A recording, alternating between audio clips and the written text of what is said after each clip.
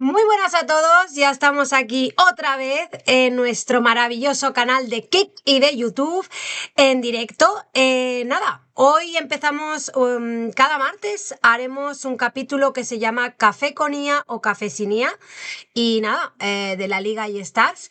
Y hablaremos hoy de gestión empresarial, que creo que es un tema que nos apasiona y nos interesa a todo el mundo.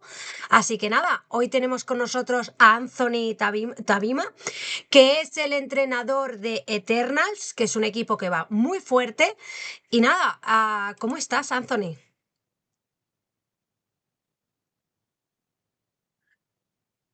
Anthony, estás muteado. Porque íbamos a entrar. Hola Miriam, ¿cómo estás? Muy bien, gracias. Un saludo muy especial para ti, para toda la audiencia que se conecta en el Kick de la iStar League y en todas las redes sociales. Totalmente. Yo siempre les digo al final que se inscriban, que no se pierdan nada, porque la verdad que cada vez es más dinámico y cada vez tenemos más cosas y cada vez más interesantes. Anthony, vamos con la primera pregunta de gestión empresarial, que a mí personalmente es un tema que me encanta. Em, Porque quería hablar yo también de un poquito la gestión empresarial, tanto en España como en Colombia, ya que has estado en los dos países, has trabajado en los dos países y creo que son países totalmente diferentes, pero que se puede aportar, puedes aportar una visión muy distinta de haber estado en los dos lados. Y nada, vamos con ello. Vamos, A ver, vamos a darle. gestionar una empresa en Colombia es más cuestión de intuición o de relaciones. Bueno, a ver, yo creo que las dos, va un poquito de las dos, pero más de intuición. Yo tengo que decir, Miriam, primero que pues yo soy académico, yo soy profesor, ¿cierto? Pero siempre fui emprendedor. Yo desde muy niño ya lo que no iba a comerse en la casa, buscaba cómo le sacaba yo a la calle y lo vendía. Sí, pero no se desperdiciaba nada. Muy a los 18 años, mi primer emprendimiento fue un locutorio. Tenía 6 PlayStation 2 y varios computadores con todo el servicio pues de un locutorio, de un café internet. Entonces, sí tengo un espíritu emprendedor, porque mi padre siempre me enseñó, me dijo, tú para trabajar para otro no vas a trabajar nunca para ti. Entonces, piensa siempre en trabajar para ti. Y siempre me quedó eso muy clavado en la cabeza y yo dije, bueno, tengo que ser como un equilibrio y mirar a ver que mi vida vaya, pero que siempre haya algo trabajando para mí. Entonces, siempre tuve un negocio, siempre tuve un emprendimiento y de un tiempo para acá la vida profesional me llevó a asesorar empresarios, asesorar personas que estaban también emprendiendo y de ahí viene como mi experiencia en la generación de empresas y demás. Entonces, lo que tú dices, si es más una cuestión de intuición y de relaciones, puedo decir que es de ambas, ¿sí? Pero que la fortaleza, o sea, la fortaleza está en tener buenas relaciones, en ser intuitivo, en dónde pones tú las relaciones. Van a ver en el proceso relaciones que te van a desmotivar, van a ver en el proceso relaciones que te van a hacer ver una visión de pronto de su camino recorrido. Por ahí no te vayas porque yo ya fracasé por ahí, pero en el emprendimiento he podido ver y es que cada uno tiene que recorrer su propio camino para saber si le va a funcionar o no. Entonces, acá en Colombia yo pienso que las relaciones interpersonales importan mucho, ¿sí? Que se requiere para ello usted crear un entorno de confianza a la hora de relacionarse. Em, ¿Y tú crees que en España se valora más la estrategia a largo plazo y los procesos establecidos o crees que es más al corto plazo? No, en España se valora mucho los procesos establecidos, Miriam, y mucho la estrategia a largo plazo, ¿sí? Y, y al empresario y ese camino, porque es diferente al de Colombia. En Colombia se hace más los procesos, digamos, más al corto plazo y a eso se le apunta. Y a veces por eso son tan rotativos los negocios y los emprendimientos fluctúan tanto de uno a otro. En España se hace más a largo plazo y desde el principio tú tienes que tener muy bien todo el modelo de gestión, ¿sí? Porque tiene que ir articulado a todo el sistema fiscal, porque si no, después va a estar en un problema fiscal.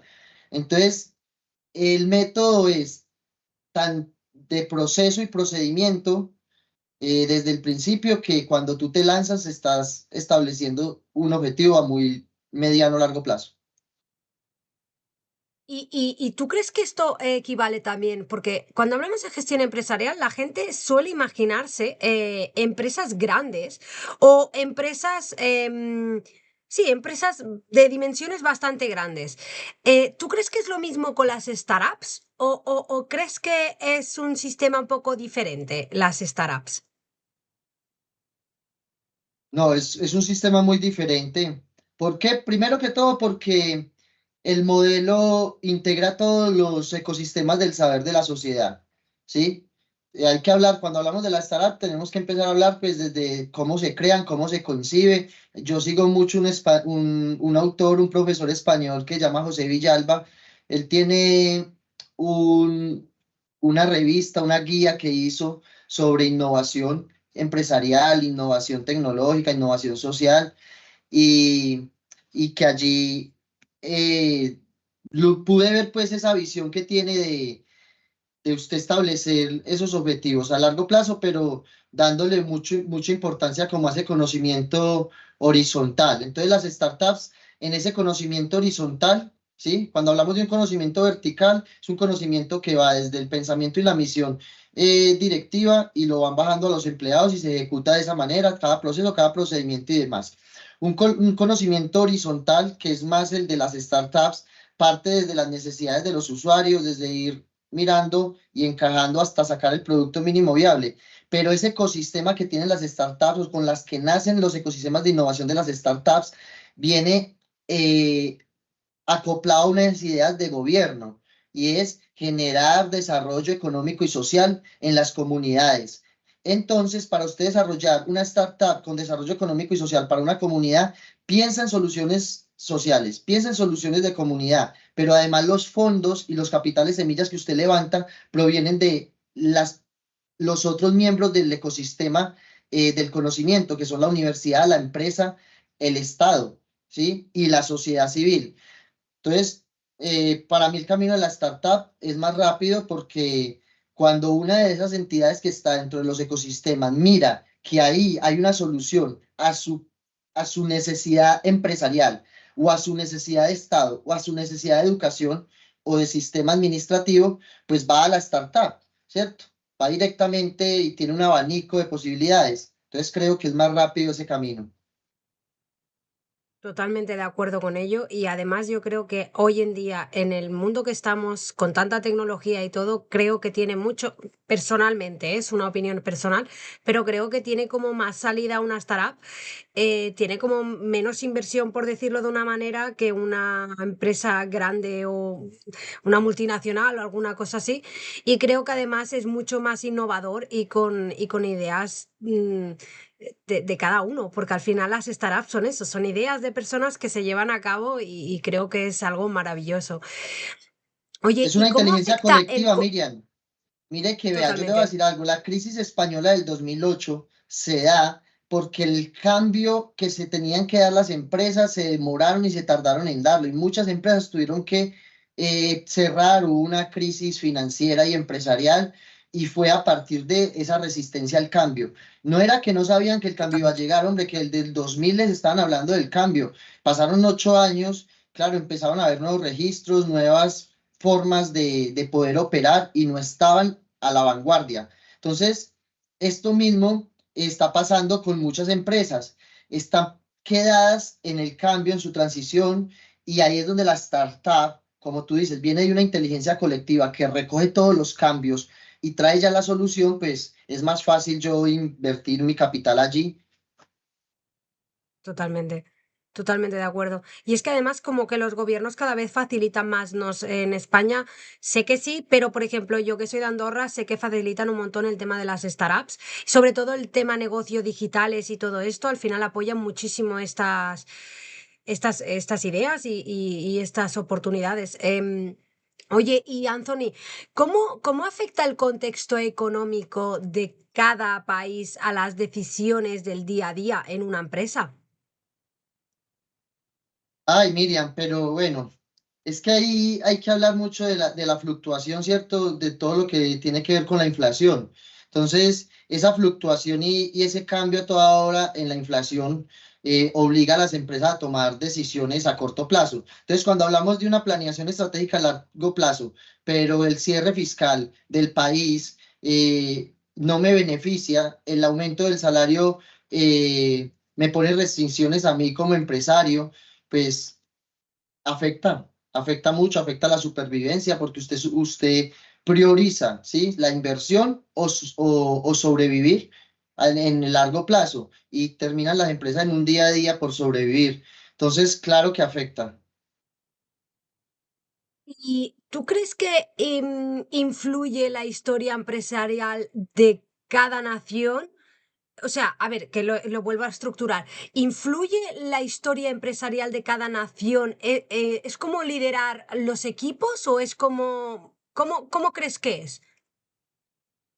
Bueno, influye mucho, o sea, pues cómo no va a influir si sí, pues nosotros somos un país de menos de 300 años de historia, ¿cierto? Y cuando vinieron a formar la República, pues ya venían de un país, de una Europa muy avanzada en muchos temas, ¿sí?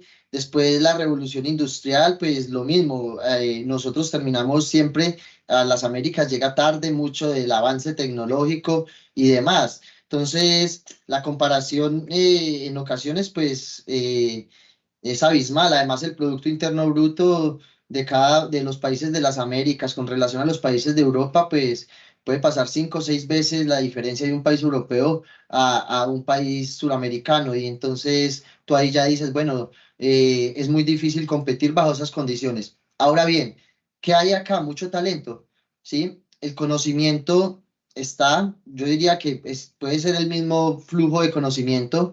Acá tenemos unas cualidades ahora mismo potencializadas que son las habilidades blandas en nuestra población. Se ha trabajado mucho en ese tema de las habilidades blandas y son las habilidades para emprender en el siglo XXI, ¿sí? Y después, ¿cómo lo afronta cada país? Pienso yo, va a ser diferente. Yo pienso que la capacidad que tenga como de resiliencia, de, de adaptarse al cambio y de los liderazgos. Yo te pongo un ejemplo, yo miro mucho El Salvador, siendo un país pequeño, un país humilde, un país pobre, ha salido adelante y está haciendo tendencia en el mundo, está haciendo destino turístico, llevan años sin un homicidio. Entonces, el liderazgo importa. A pesar de que tú tengas pocas herramientas a nivel de país, poco desarrollo empresarial, poca industria, ¿sí? Poco desarrollo tecnológico, poca capacidad de producción. Si tú tienes talento y tienes habilidades, tú puedes hacer llegar tus productos a diferentes partes del mundo. Yo vengo de estar 9 meses en una región cafetera en la montaña, viviendo muy de cerca con los campesinos y los pequeños empresarios del café y de saber que su café de su finca se estaba tomando en Australia, en el café de un amigo, eh, Wow. y que se estaba tomando a través de la venta del comité de cafeteros cuando lo exporta. Pero entonces toda esa cadena, el empresario pequeño, cuando no conoce, cuando de pronto no está bien formado las competencias o no tiene el talento, le cuesta dar ese salto de calidad y son los grandes aglomerados empresariales del estado o del país los que logran sacar provechos de ese buen producto, ¿sí? Entonces, como por ahí va, o sea, es decir, es una mezcla de tener también la industria y el avance tecnológico, pero que si no, el talento puede apoyar. Te pongo un ejemplo, yo tengo un artículo de una tesis de maestría que hice de un análisis comparativo entre España y Colombia de los últimos 20 años de los Juegos Olímpicos, la participación. Países muy parecidos, o sea, cuando hablamos de España y Colombia, hablamos de países con una media de población masculina y femenina muy parecida. Hablamos con una media de población adulta muy parecida ¿Dónde está el factor el Producto Interno Bruto, en la parte económica? España tiene alrededor de 6 veces más, invierte 6 veces más de su PIB en el deporte que nosotros y demás. Pero sin embargo, volvemos a lo que hablábamos ayer, invertir y gastar mucho dinero y planear a mucho plazo y los procesos y demás no te garantizan ni la calidad ni la eficiencia. ¿Por qué? Mira que Colombia, con menos recursos, ¿sí? Tiene mejores resultados deportivos por ratio poblacional. Es decir, lo que el Estado invierte en España por cada habitante, a lo que el Estado invierte en Colombia por cada habitante, y después tú miras la participación por número de deportistas y por medallas y demás, tú dices, venga, que la inversión está muy alta para las pocas medallas y los pocos resultados que está trayendo España. O que en Colombia, aunque con poquita inversión, con poquitos recursos, hay mucho talento y logran equiparar esas cifras estadísticas del ratio poblacional de inversión. Entonces, una y otras van de la mano. ¿Y tú no crees que es un tema también de disciplina? El tema del deporte yo creo que es un tema muy disciplinario bueno, y de entrenamiento. No digo que en España no se haga, pero si estamos hablando de Pero todo, invertir. Miriam, dime algo. Si tú no eres disciplinada en tu profesión, en los proyectos que tienes ahora mismo, si tú te quedas haciendo pereza, cosechas pobreza. El deporte yo creo que lo que nos lleva es a movernos, a actuar, sí, y la disciplina, lo que tú dices, es para todo. El entrenamiento es para todo en la vida. Si todos nos metemos como en la mentalidad del deportista, tuvieras que tendríamos, para salir adelante, pero por todos los lados. ¿Por qué? Porque el deportista es disciplinado y entrena sus habilidades y quiere competir para ganar. Y cuando pierde, está esperando la próxima revancha, ¿sí? Para ganar. Entonces, es ¿Y la tú no crees invitación que es un también. tema físico también? ¿Tú no crees que es un tema físico la fisionomía de cada persona? Sabemos que la gente de color corre mucho más que un blanco. O sea, y aguanta mucho más estas cosas. No quiero entrar en Sí, esos no, temas, en pero cuanto al deporte, la fibra muscular, sí, o sea, tienen un tipo de fibra muscular diferente que reacciona a la contracción muscular mucho más rápido. Tú sabes que la contracción muscular se da a partir del proceso cognitivo, donde el pensamiento viaja a través de unas neuronas y de unos transmisores de la información, y los músculos traen unos neuroreceptores, unas neuronas motoras que recogen ese pensamiento y lo vuelven contracción muscular. Para tú mover un dedo, lo que está sucediendo es todo lo que te dije en ciencia, ¿sabes? Entonces, que sí, que tienen una fibra muscular especial tipo 2, pero que acá estamos hablando es de la mentalidad del deportista. Es disciplina Pero y yo creo que entrenar también esa influye la disciplina. fisionomía, también influye la fisionomía, creo que también es un punto a destacar. Influye, influye, influye. Claro, Influye la esto, cultura, influye todo. exacto, sí, no digo que no, obviamente, pero ya que hablamos de eso, al final, ostras, yo no lo sé, no sabría decirte en tema de deporte, pero creo que las últimas medallas, la mayoría eran de color. Una chica de gimnasia, gimnasia de esta de, como, ¿cómo se llama esto? No me sale nunca la palabra. Estos que hacen saltos muy bestias. em, Olímpica, rítmica, artística, no es este tipo de gimnasia, ay, ¿cómo le llaman? Bueno, un tipo de gimnasia que es muy bestia, que hacen saltos muy bestias y es a mucha distancia y con muchos, no tiene nada que ver con la rítmica, ¿eh? La rítmica es más bailable. la Pues esta chica olímpica. fue una, sí, pues eso, esta chica era de Francia, pero era de color. O sea, vamos a destacar el tema, yo creo que la fisionomía es un punto a destacar. O sea, igual en Colombia Bueno, están más preparados, es diferente la fisionomía. Es por eso que igual España no gana tantas medallas. No sé, yo no sé, es una analogía solo. es una historia, ya está. Oye, y esto es una pregunta ya, esta sí que es destinada a ti, porque ya que vas por el mundo, por la parte docente, ¿qué rol juegan las universidades y las escuelas de negocios en la formación de líderes empresariales? pues juegan un papel muy importante, ¿sí? Las que lo hacen bien, las que tienen un ecosistema innovador, un momento emprendedor, un ecosistema innovador, ¿sí? Y unos procesos de transferencia bien establecidos. No todos tienen eso, ni aquí ni en Colombia, porque yo tuve a mi hijo haciendo todo el tercero de la ESO allá, ¿sí? Entonces conozco también el modelo educativo de la secundaria en España.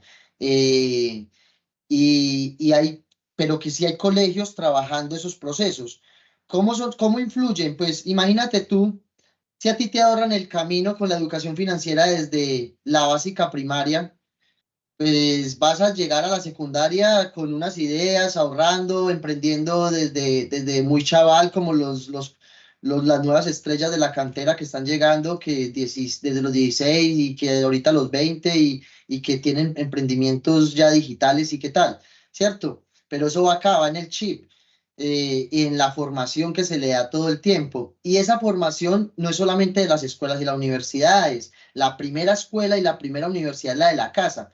Entonces, en la casa tenemos que empezar nosotros mismos a formar. Si la escuela y la universidad no lo hacen, porque por ahí empecé la respuesta de tu pregunta, no todas lo hacen, pues yo como padre, como me interesco a darle formación a mis chicos y a dónde los estoy llevando a formarse, con qué personas se están formando y también eso es un valor agregado que le voy a dar yo a mi niño más adelante. Con el chico de 16 años, yo siempre supe que tenía que una formación diferente a la de la que estaban dando el sistema tradicional, ¿sí? Y me ahorré problemas en la vida, bueno, que no te voy a contar que ya terminó la secundaria y entra en unos meses a la universidad. Entonces, que si nosotros ponemos el modelo que debería ser ideal, te lo voy a decir. Debería ser un modelo en el que los chicos aprendan la matemática aplicada a desarrollar una economía eficiente en su hogar, ¿sí? Es decir, que conozcan cuánto vale lo que comen, que conozcan cuánto vale lo que gastan en recursos naturales, tanto en energía como en agua, que crezcan con esa conciencia. Después, un refuerzo en la escuela. Que en la escuela, cuando ellos vayan a la escuela, ellos quieran potenciar lo que de pronto hacen sus papás, que ya tienen un camino avanzado, pero que no han dado el salto de calidad. Te pongo un ejemplo. Los niños del campo no quieren seguir en el campo porque sus padres los han visto con su finca muy chévere, tienen una grande finca, tienen el ganado, tienen la línea porcina, la línea avícola, tienen diferentes frutos agrícolas, ¿cierto? El plátano, la yuca, el café, bueno, pero también tienen el espejo de ver a su papá salir a las 4 de la mañana con agua o con no, o sin agua, a ordeñar el ganado, de regresar a las 6 de la tarde, de guardar el ganado, de organizar, de coger el café, ¿sí? Es decir, es un trabajo duro para que cualquiera se coma un plato de comida en la casa bien pijo. Hay un campesino trabajando muy, muy duro. Entonces, el niño que se está educando tal vez no quiere ese trabajo duro del campo, pero debe ir al colegio a que le enseñen cómo potenciar y hacer que lo que sus papás hagan le sirva a él. Por ejemplo, en el año 2019 asesoré un proyecto durante décimo. El proyecto tenía escalas. Era un proyecto asesorado de emprendimiento, lo que tú estás hablando, en colegios, articulado con la educación superior. Entonces, el mejor ejemplo para tu respuesta. Acogíamos todo el grado décimo y por grupos de 3 chicos, ellos hacían lluvias de ideas y creaban un proyecto común. Lo trabajamos en asesorías de diseño de pensamiento, modelo de Canvas, testeo, prototipado, 2 veces por semana de manera online. Y a mitad de semestre empezábamos a ya hacerles unos productos mínimos viables y al final se hacía una feria al final de año y se escogía en un proyecto ganador. Ese proyecto ganador se continuaba en el siguiente año, ellos pasaban a 11. Los demás proyectos en 11 continúan mejorando su proyecto y vuelven a concursar. El proyecto ganador se le ayudaba a escalar la idea y en 11 concursaba. Los proyectos que ganaban el siguiente año ya llevaban 2 años de modelado. Pasaban a la universidad con una beca, un capital semilla, ¿sí? y continuar desarrollando, ya escalando spin-off o patente ya con investigadores, doctores, magíster y demás, todo un ecosistema para ellos. Y allí surgió una idea de un muchacho. Esta historia que les cuento es de un muchacho campesino que decía que el papá sacaba mucho de los huertos, pero se perdían los alimentos, se perdía la lechuga, se perdía el cilantro, se perdía el fruto, se perdía, había que botarlo, porque no tenían cómo venderlo, quién se los comprara, ¿sí? Sacarlo del campo además ya es muy duro. Pues en todo el proceso lo que creamos fue una caracterización de todos los restaurantes, las personas que vendían comida, además en el día a día, ¿sí? Les preguntamos cuánto gastaban en el día a día para sus productos, les hicimos una muy buena propuesta, creamos una página web como un supermercado web con todos los productos diarios que sacaban las huertas de su padre y creó una ruta de transporte interno con una camioneta que le recogía y le llevaba a la hora que cada restaurante necesitaba la fresca para el almuerzo que iba a vender todos los días. Un e-commerce alrededor de mejorar un proceso del campo, que él no quiere irse para el campo, pero que quiere emprender con las nuevas tecnologías, con lo que aprende en el colegio y en la universidad, desde sin perder el tiempo. O sea, mientras va creciendo y va haciendo lo que el sistema le dice que se estudie, va aprovechando y emprendiendo y creando empresa. Totalmente de acuerdo. Me ha gustado mucho la idea a ver, yo, por ejemplo, aquí en Andorra, yo ayudo a colegios. Igual que a Cruz Roja es una cosa que creo que no sabe nadie, pero hago horas cada día allí. Y me he fijado que hay una asignatura que yo, por ejemplo, no tenía. Yo iba a un colegio privado aquí en Andorra y no teníamos esa asignatura y se llama Proyecto Innovador. Y se trata de que tienen que hacer un proyecto innovador, yo qué sé, pues una página web o algo que sea, pero que sea viable y que sea, que se pueda utilizar, vamos. Y me pareció muy interesante. Y luego hablando con Generación Z de España, me he fijado que hay una escuela que vale una pasta, pero solo hacen proyectos, viajan por el mundo, hacen proyectos, esos proyectos los llevan a cabo, o sea, quiero decir que son empresas que facturan y todo, y luego con el dinero que recopilan se van a otro país y hacen otro proyecto. Lo encuentro una maravilla. Al final, yo estoy de acuerdo contigo de que creo que en las escuelas lo único que falta es educación financiera, porque al final sales de ahí y no sabes lo que hacer con tu vida, no sabes cómo se está gestionando el dinero, no sabes lo que es el dinero. Y la parte emocional. Creo que las personas somos emocionales y no se trabaja en Japón ni en Islandia, se trabaja un poco más esto, pero aquí en Europa yo no he escuchado, no sé en Sudamérica, pero creo que la parte emocional más cuando eres adolescente, esa parte emocional que no se sabe controlar o no te sabes, pues no sabes manejar en ese momento porque no entiendes. Y creo que son dos puntos que creo que son claves para la educación, para que se haga un emprendimiento y para que la población que viene generaciones de después que tengan pues las herramientas necesarias para poder emprender y para poder hacer pues ciertas cosas, temas empresariales. Completamente de acuerdo contigo. Oye, ¿y tú crees que es más difícil emprender en España o en Colombia? Como te digo, por el largo plazo en España. Yo tuve la idea hace 3 años, lo consideré, ¿sí? Consideré, eh, consideré, o sea, que averigüé, que lo miré, que revisé los montos, que pregunté allí para intentar emprender. Eh, y que hay muchas opciones, pero primero te ponen un camino y que mientras tú recorres todo ese camino, ¿sí? Cuando llegues, pues que ya tu idea esté fuera del mercado, fuera desactualizada, en ¿O fin, robada? para mí, ¿O- me, sí, entonces me parece que es mucha traba, ¿sí? Mucho problema. Después Mucha burocracia. para ingresar personal, eh, ah, es un lío, pero un lío, ¿sí? Tiene que hacerse muy bien y hoy en día en un mundo globalizado, pues yo creo que las formas también tienen que cambiar. O sea, no podemos ir globalizando el mundo, abriendo una apertura al mundo y nosotros al interior de nuestros países con un poco de restricciones que no permiten al mundo y a los jóvenes antes les toca irse para otros lugares donde son más competitivos y son tenidos en cuenta. Ahora bien, en Colombia, la informalidad pues también representa un reto para quien quiere emprender en serio, ¿cierto? Quien quiere montar un gran proyecto, una mediana o grande empresa o una multinacional como tal, porque pues hay mucha informalidad y hay mucho contrabando, hay que decirlo, y esa informalidad y ese contrabando, si tú sacas pues un producto de grande o de una multinacional, pues te arriesgas a competir de una manera muy desleal con otros que te van a hacer una competencia desde otros mercados, ¿cierto?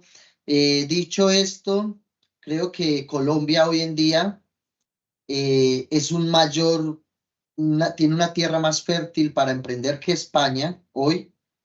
Creo que Colombia es un destino que el mundo mira para invertir hoy, y lo digo con datos. Sigo mucho a una colombiana que tiene un cargo mundial. Ella es la presidenta de la ONU Turismo en el mundo, que es la Organización de las Naciones Unidas de Turismo de la Organización de Naciones Unidas, ¿sí? Y ella es la cabeza de Naciones Unidas en el mundo y es colombiana en el tema de turismo, Natalia Bayón, joven además, y muy inteligente. Y, y sigo mucho las tendencias del Foro Económico Mundial y Colombia está ahí, está entre las economías que van a la tendencia, que van a la alza. Y todo esto tiene una explicación, Miriam. Ahora creo que era Olga o Pérez, me decían, está haciendo un sol de verano y estamos en abril. Y yo decía, Dios mío, yo pasé una vez allá 10 meses sin ver llover, sin ver caer lluvia, agua, que eso para mí o sea, no cabe porque yo todo el tiempo acá llueve, son las gracias de Dios, se dice, cuando llueve y hace sol, pero que después pasé 6 meses en un invierno, qué invierno más largo, empezó desde octubre y terminó en abril. Y yo dije, no, o sea, el mundo está teniendo unas transiciones climáticas, ¿cierto?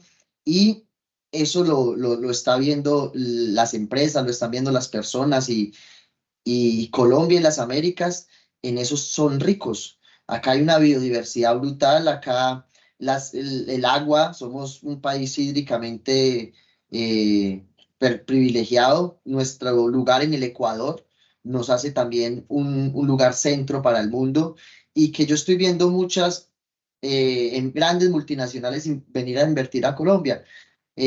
Ahorita hace poco un congreso en Cartagena con unos eh, cataríes que el gobierno está trayendo para hablar unos temas de un centro de datos, por ejemplo, en el mar, y ya de eso estamos hablando bueno, de empezar a entrar en el juego también, ¿cierto?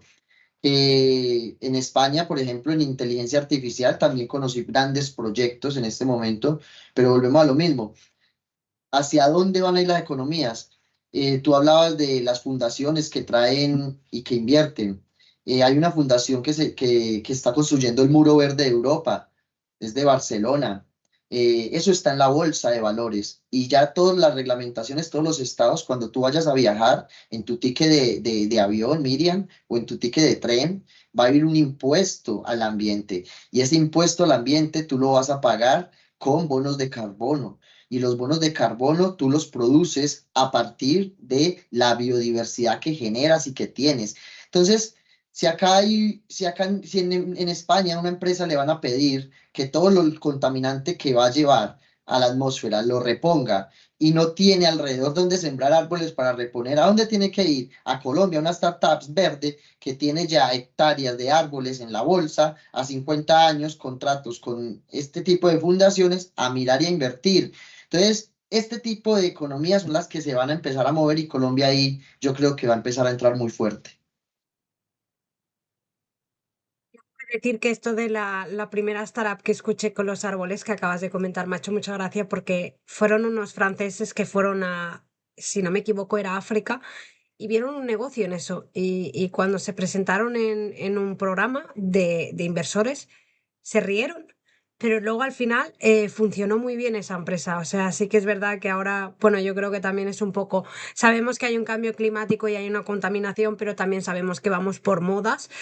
Y todo esto del eco, con todo esto de no contaminantes y todo esto, al final, si miramos estadísticas, nos sorprendería el poco contaminante que tenemos los coches o yo qué sé, lo que estamos llevando a la atmósfera en un país que hay no sé cuántos millones de habitantes, no es tanto como se dice, sino todo lo contrario, es mínimo, es insignificante.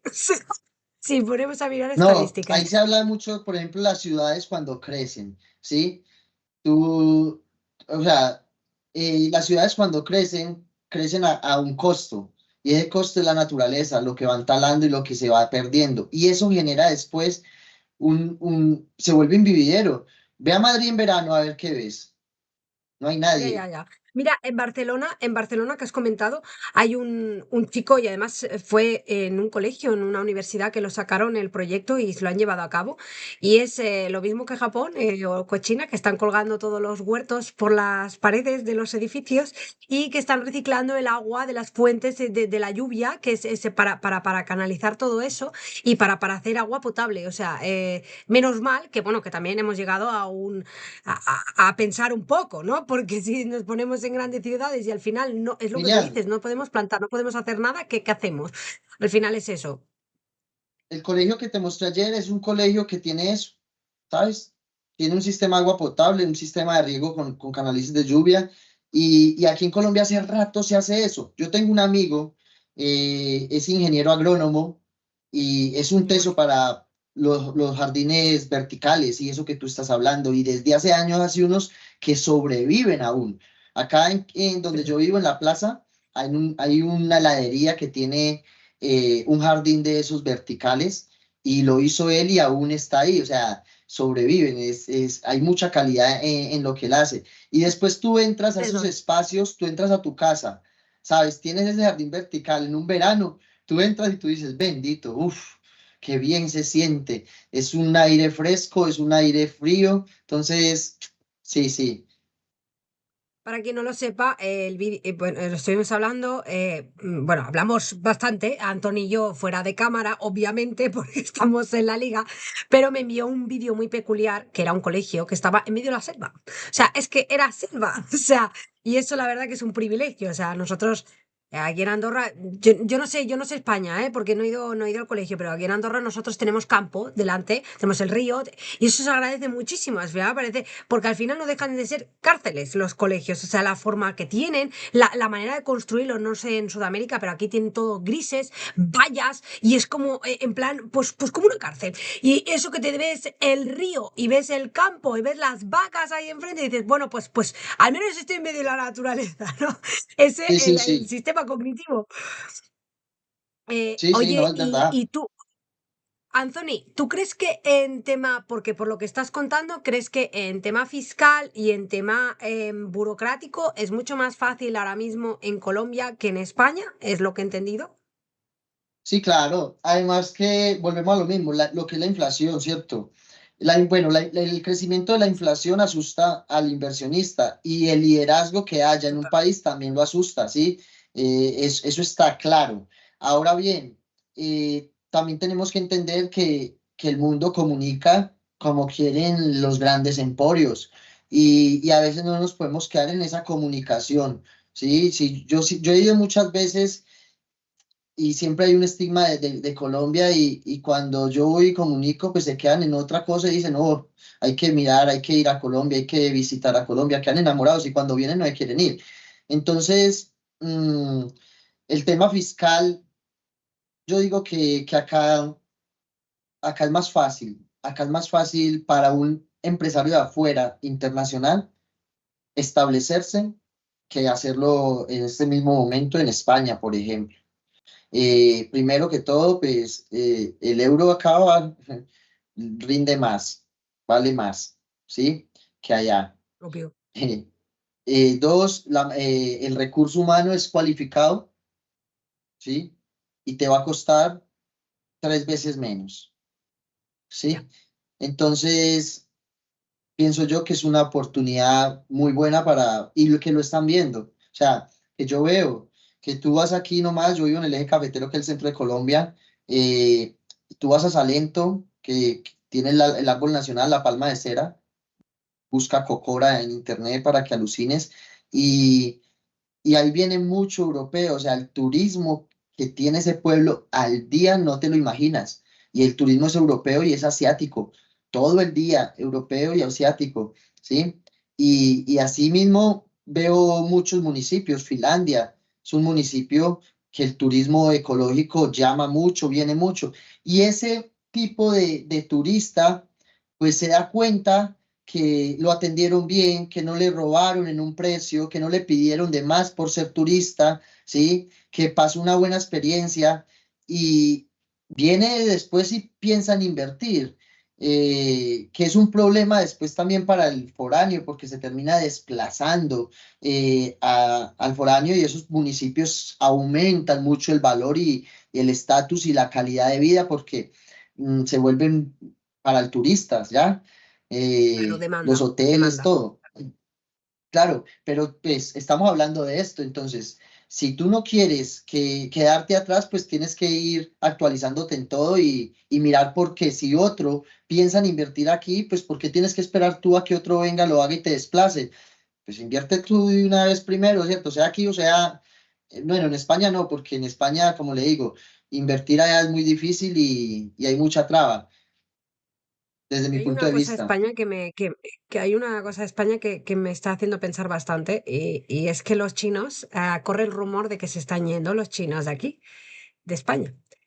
Y que sabemos que China es una gran economía y si vienen a un sitio saben por qué vienen, no que miran al milímetro el tema de las tendencias de los mercados y del tema del sistema financiero, es brutal.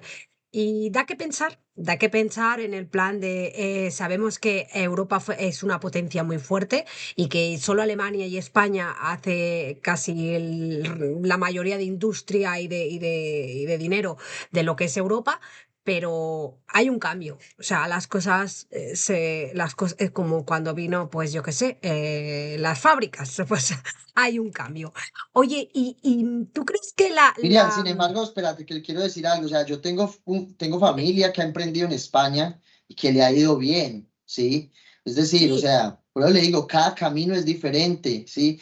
Pero totalmente, totalmente. que les ha tocado muy duro, que han pasado muchos años y que aún, después de mucho tiempo, lo digo, es a largo plazo, o sea, después de mucho tiempo, es ahora que están viendo, después de 20 años, surgir su negocio.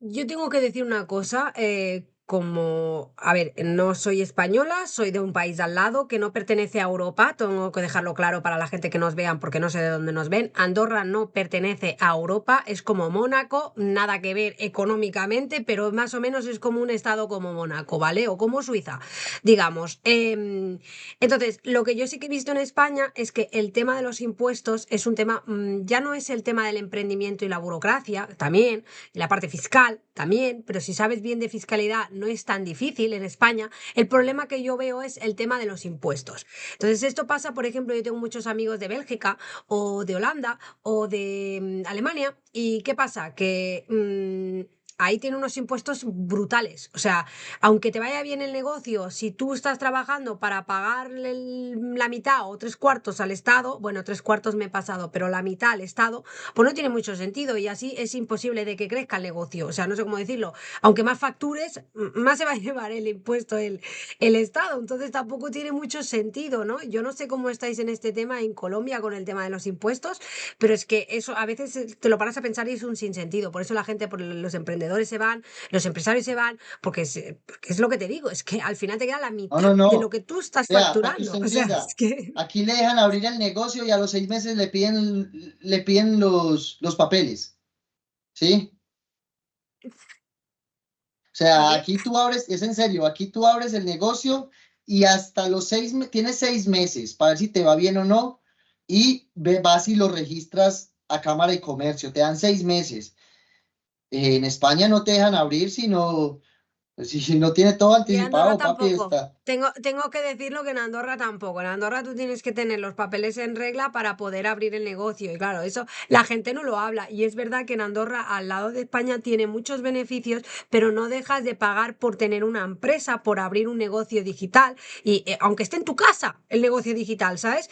Pero es que tampoco es un sinsentido, porque si tú tienes que tener como un colchón para poder abrir una startup.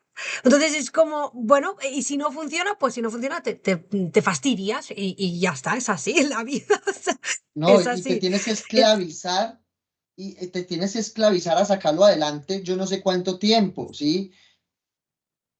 Porque ya estás comprometido con la pasta que metiste. Yo tengo que, o sea, para la gente que no lo sepa, que es de Latinoamérica, no sé si lo sabéis, pero Andorra, por ejemplo, en tema fiscal está muy bien. A diferencia de España, aquí nosotros, si lo haces bien, pagarás un 8, ¿vale? Y tenemos solo un porcentaje de IGI muy bajo, que es un 4,5. No tenemos IVA, no tenemos, o sea, hay ciertas cosas que, y como autónomo y como emprendedor, pagas unas tarifas que no son baratas, pero tampoco son caras, ¿vale? Y eso, claro, a diferencia de España, es un abismo. O sea, está al lado, ¿eh? Es que no hay nada, hay un cuarto de hora para salir de este país a España. Es que si te lo paras a pensar, es curioso. Porque yo lo que quiero preguntarte en tema de Colombia, porque te has ido así y no me has acabado de contestar. Tema fiscal, tema de impuestos, tema de impuestos. Tú te vas allí, te abres algo, vale, a los 6 meses, tú tienes hasta los 6 meses. Tema de impuestos, ¿qué impuestos hay allí? ¿Son caros? ¿Son bajos? ¿Cómo son los impuestos allí para a emprender? No, no, bueno, sí son caros. Y si, por ejemplo, le voy a hablar desde mi experiencia en el sector público. Para tú licitar con el Estado, con una entidad pública, a ti te van a hacer una retefuente, te van a hacer un tema del IVA, y entre la retefuente y el IVA ya va como un 24-25%. Jolines. Ostras, Y eso es mucho, ostras. eso es mucho. Yo he asesorado muchos proyectos para licitar y los hemos ganado.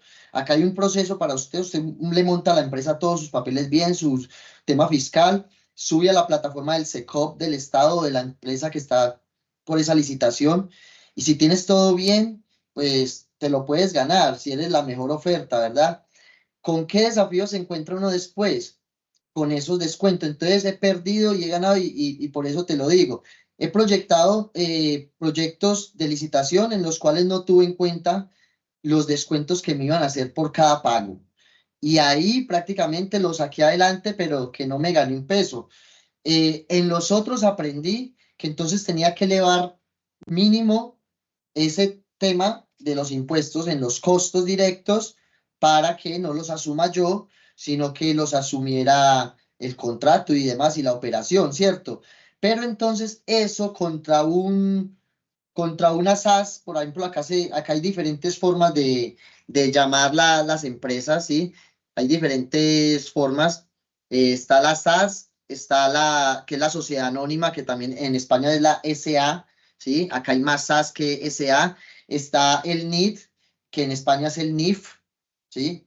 Está el, Sí. el registro de Cámara de Comercio, que en España es el registro mercantil, ¿sí? Entonces, aquí cuando tú haces un proyecto de esos y de pronto le subes mucho esos valores, para tener ese cuento de los impuestos y ganar algo, viene una SAS grande que tiene mucho capital en cuenta, porque eso cuenta a la hora de tú licitar cuánto tienes en la cuenta, y le hace una mejor propuesta por unos pesitos puede ser a la tuya, ¿sí? Y te gana la licitación, porque está mejor económicamente y demás. Entonces, pienso que esos impuestos, lo que es el IVA del 19, que lo tienes que pagar sí o sí, y después la retefuente, dependiendo de el proceso que esté haciendo, se sube a 24-25% fácil.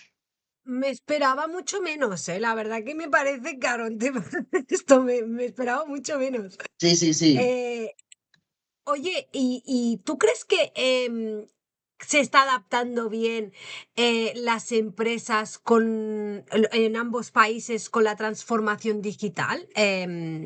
Anthony. Bueno, no, yo en España sí lo viví, lo vi. Yo pienso que en España lo vi desde hace mucho tiempo, ¿sí? Lo vi, lo vi. Yo en España lo vi, lo pienso que allá lo están haciendo.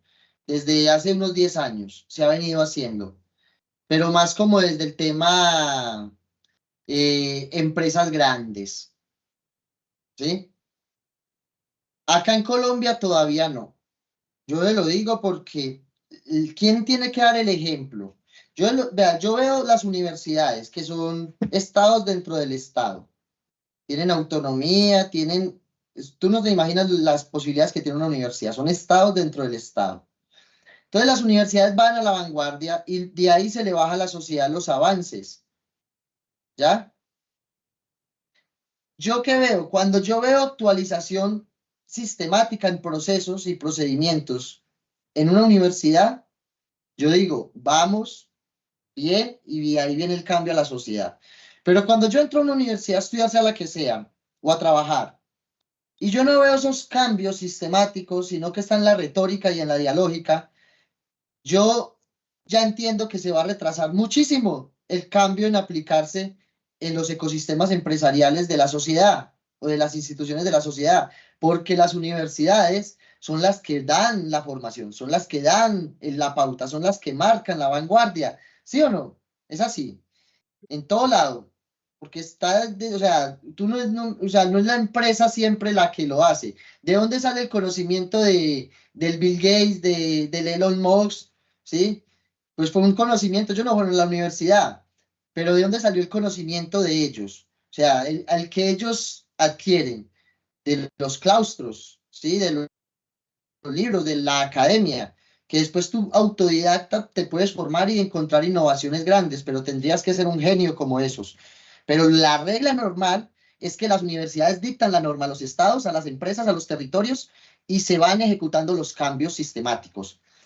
Y cuando yo veo, por ejemplo, que un cambio de las universidades en cuanto al registro e ingreso del personal es con la huella todavía, por ejemplo, y que ese cambio lo anuncien con bombos y platillos como un avance en la tecnología y en la sistematización y en la vanguardia.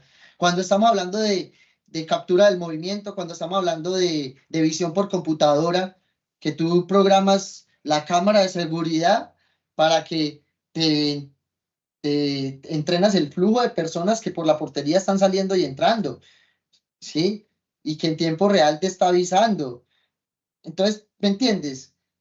¿Para dónde voy? Sí, sí, Si sí, en sí, las sí. universidades, Yo, y eso va en todos los países a los que nos ven, miren sus universidades y miren el mundo globalizado donde está. Y si ustedes ven la tecnología, si ustedes ven los grandes avances que el mundo proclama y que el mundo invierte y que el mundo da, ¿lo están viendo en esos laboratorios? Por ahí es. Si ustedes están yendo a unos laboratorios que todavía miden con metro, ¿sí? Entonces por ahí no es.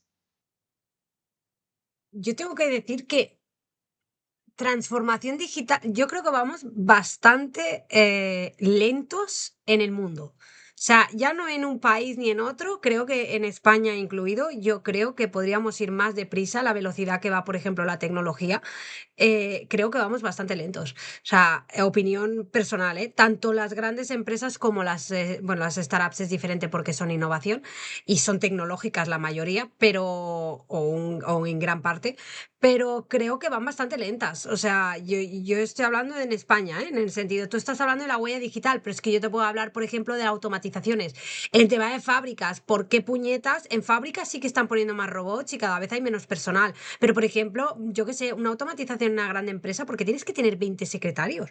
Es que no lo entiendo. Es que hay cosas que dices sí y no. O sea, es como, yo creo que van bastante lentos. O sea, es verdad que da siempre un poco de respeto el cambio. Y más si te funciona una empresa, si es una multinacional muy grande, si lo que sea, claro, tú tienes un sistema que te ha costado muchísimo y que, claro, el cambio, pues dices, ostras, y si no funciona, porque siempre piensas eso, ¿no? Pero creo que vamos bastante lentos, tanto en un país como en otro. O sea, yo creo que Claro, Miriam, pero podríamos ir a una vez. por eso yo te digo, por ejemplo, ve a una universidad en Andorra y dime si ya estás viendo avatares personalizados en la atención del usuario. Si encuentras una pantalla así LED en la entrada, por ejemplo, y te dice, hola Miriam, bienvenida, vas para la Facultad de Ingeniería y te reconoce, ¿no? Entonces la sociedad va atrás, Miriam, ¿ya? Ahora bien, ¿por qué? Porque volvemos a la norma. En este momento hay una burbuja y una brecha que es la que yo veo y que estamos aprovechando nosotros en la liga. Y es que la normativa de la IA aún no están los compes y aún no están las normativas en firme y no está claro esto en el mundo. Pero créeme que cuando empiecen a ponerle a esto firmas, ¿sí? Va el modelo a esto que te estoy diciendo, a las instituciones, solo ellas forman y solo ellas dicen qué es la verdad científica de eso y pare de contar. Entonces, los que estamos ahorita avanzando en ese tema, vamos a poder formar empresarios, vamos a poder dar soluciones antes de que el cambio ocurra. Y esas empresas y esos empresarios y esas personas que entren en esta ola, cuando ocurra el cambio y la transición, pues no van a estar en una situación como la de España en el 2008, ¿sí? Porque van a estar preparados esos empresarios y esas empresas. Totalmente. Bueno, a ver, has puesto un ejemplo horrible. Andorra tenemos 2 o 3 universidades y las 2 últimas llegaron hace poco. Tenemos una universidad con 4 o 5 carreras y acaban de involucrar una nueva carrera. O sea, que por lo tanto todo el mundo se va fuera, tanto a Francia como a España, para estudiar en tema de universidades. Porque no es un buen, es que no es un buen ejemplo en ese aspecto. Yo creo que están modernizados, volvemos a lo mismo, ¿no? Yo creo que están modernizados para ciertas cosas, como el emprendimiento, las startups y todo esto, pero en tema de educación yo creo que aquí en primaria y secundaria muy bien, maravilloso, pero en tema de universidad aún queda un trocito bastante largo. Em, Entonces, una oportunidad para quienes están en Andorra, es una oportunidad para que conecten con las universidades, conecten con el Estado, con la empresa y monten ese ecosistema porque es el momento. Las universidades cuando empiezan pasan por un proceso en todo el mundo. La primera misión de la universidad, de ahí cuando evolucionan pasan a una segunda misión, ya se vuelve el cuerpo profesoral muy investigador y ya cuando esa segunda misión está muy fortalecida, pasan a una tercera misión universitaria que es el producto de la investigación, cómo lo extienden a la sociedad y desarrollan económica y socialmente su entorno en Andorra. Y cuando ya van muy evolucionadas pasan a la cuarta, quinta y sexta generación universitaria. Pero esos son tiempos, o sea, que no es que con plata lo puedas hacer de hoy para mañana, no, así no va, va de proceso. bueno, y de los contactos, sí, de un poco todo. ¿Qué tips darías como gestión empresarial? ¿Qué tips darías a alguien que se quiere montar una startup o montar una empresa? ¿Qué tips le darías importantes? Bueno, primero que la comparación es buena, pero no en el principio, es después, ¿sí? Inicialmente que la defina, que la estructure muy bien, que la raye, que haga un proceso científico, estructurado, es decir, que revise qué ha funcionado, qué no ha funcionado. Dos, que use una metodología de diseño del pensamiento o design thinking, que es una metodología que te permite como emprendedor revisar si tu idea es ganadora o no y acoplarla en un embudo hacia la realidad, que te permite además ver esa idea desde la visión de afuera, no tuya como emprendedor, sino de la visión del usuario, que va a ser tu usuario recurrente, que va a ser tu consumidor, que va a ser el que te va a comprar, ¿sí? Y que una vez tú tengas todo ese embudo organizado, tanto el tuyo como organizador y el de lo que tu usuario quiere, que empieces a validar tu idea con esos posibles usuarios, con esos posibles competidores, en precios, en mercados, en línea de producción, en presentación, que no dejes nada al azar, que ahorita puedes entrenar 5, 6 o 7 GPTs en lo que te estoy hablando, en cada una de esas cosas que te estoy diciendo. Tú vas a ver este video y después vas a coger cada una de lo que te digo, que el usuario, que empatizar. Entrenas un PGTPT de eso y vas armando un buen test. ¿Qué es un buen test? Algo que tú le puedas presentar a ese posible usuario o a varios usuarios. Si es una cadena de supermercados, si es una cadena de hoteles, si es una cadena de restaurantes, si es una aerolínea, si es una empresa multinacional de bebidas, de tecnología. ¿Qué le vas a presentar? Y saber muy bien esa encuesta que mide, mirar que mida lo que dice que mide. Y para eso tienes que establecer unas variables claras en ese proceso de investigación del mercado que te permita después todo eso que te van a responder, llevarlos a unas estadísticas descriptivas e inferenciales, que esto en términos simples es unos números que te van a avalar tu idea, que te van a decir, sí, hay viabilidad, sigue adelante. Y cuando tú ya puedas tener esa viabilidad y esa confianza en datos, pues sacas un prototipo mínimo viable. Y ese prototipo mínimo viable, que puede ser el ejemplo ahorita de una página web de ventas, o puede ser un prototipo físico como que no lo tengo acá, que es un parlante hecho de bambú, sin nada electrónico, cero costo, cero energía. Tú le metes el celular y amplifica el sonido. Eso ya es un prototipo mínimo viable, testeado y demás, que lo puedes vender, ¿sí? Entonces, ahí ya viene otro proceso, que es el salir al mercado. Entonces, resumida cuenta, eso es lo que te puedo decir porque nos quedan 2 minutos y poco más, ¿no? La última pregunta que te iba a hacer, por eso te he dicho, danos unos tips o dale unos tips a la gente que nos esté viendo. Y yo siempre recomiendo que es mejor fracasar que quedarse con la duda. Así que es mejor tropezarse 1000 veces, como dijo, ¿quién era este? El Graham, este, ¿cómo se llama este hombre? Qué mala soy con los nombres. El Warren Buffett, esto. Es mejor fracasar 20.000 veces, porque el que llegó al éxito, esto también lo dijo Elon Musk, no llegas a la primera vez, sino llegas constante. O sea, levantándote y levantándote. Así que, nada. Anthony, un placer tenerte aquí, como siempre, ya lo sabes. Muchas gracias por tu tiempo, tu conocimiento.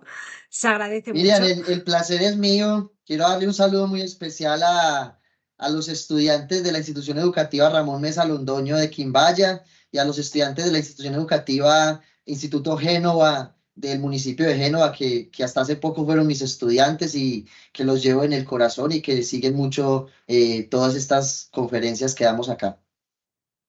Qué maravilla. Yo también lo voy a proponer al colegio este que yo voy, porque ni siquiera lo he nombrado.